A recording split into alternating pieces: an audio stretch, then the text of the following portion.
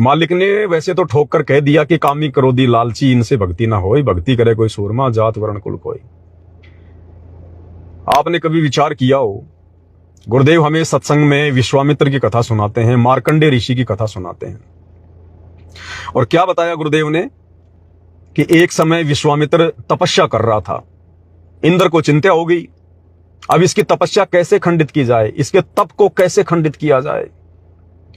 तो सबसे बड़ा जो दाव है इनके पास में, काल के पास में सबसे बड़ा जो चाल है वो है स्त्री, विषय वासना। तो इंद्र ने क्या किया, उर्वशी को भेज दिया। वो आई अर्धनग्न कपड़ों में, डांस करने लगी, अपनी महक छोड़ दी उसने, और विश्वामित्र के आगे अर्धनग्न होकर नाचने लगी। धीरे धीरे विश्वामित्र की आंखें खुल गई। आंखें खुलने के बाद में विश्वामित्र की उसके प्रति आसक्ति हो गई।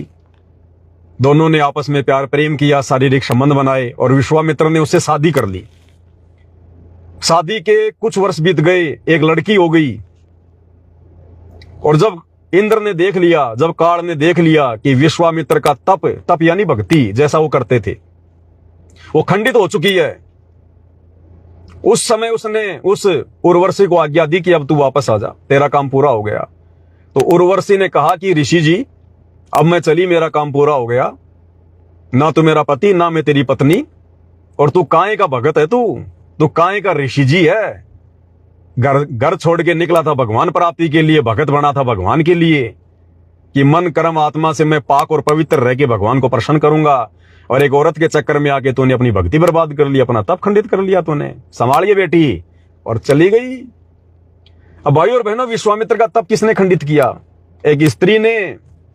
विश्वामित्र ने कोई व्यभिचार नहीं किया, कोई बलात्कार नहीं किया, उसने उस उर्वशी से शादी की, अपने पास अपनी पत्नी रूप में रखा, और वो उसकी पत्नी भी उसके लिए भक्ति की बर्बादी का कारण बन गई, बर्बादी का कारण है।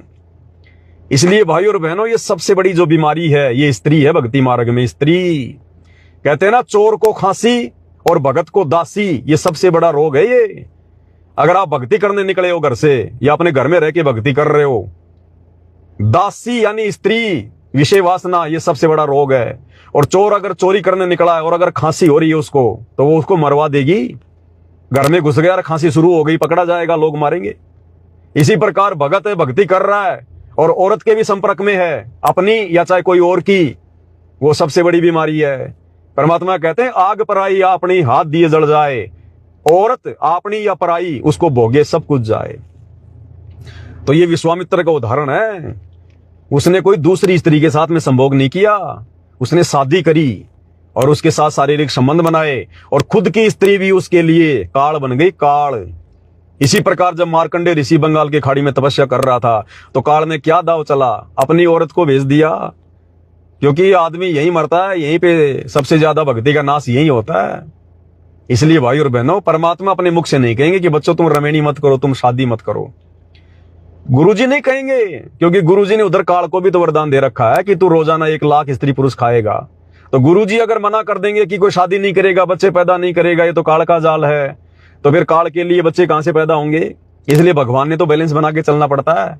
इसलिए परमात्मा संकेतों में बात करेगा, और संकेतों में तो छोड़ो, गुरुदेव ने तो वाणियों में साफ साफ कह ही दिया, कामी क्रोधी लालची इनसे भक्ति ना होए, भक्ति करे कोई शूरमा जात वर्ण कुल खोए, आग पराई अपनी हाथ दिए जल जाए, नारी पराई अपनी भोगे सब कुछ जाए। और गुरुदेव कहते हैं भग भोग्या भग उपजय, भग से बचा ना कोई, और जो कोई भग से बचे, भाई भगत कहावे सोई।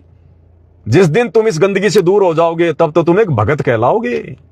तो भाई और बहनों, हर चीज को सतगुरु रामपाल जी भगवान खोल के नहीं बताएंगे। इसके लिए तो गुरुदेव ने हम सबको मनुष्य शरीर दिया है, ऊपर से अपना तत्व ज्ञान दे दिया, आशीर्वाद दे दिया। हमने भी चिंतन मनन करना पड़ेगा कि भक्ति मार्ग में कहां हमारे को हानि है, कहां हमारे को फायदा है। तो क्या कह रहे हैं गुरुदेव? सत्य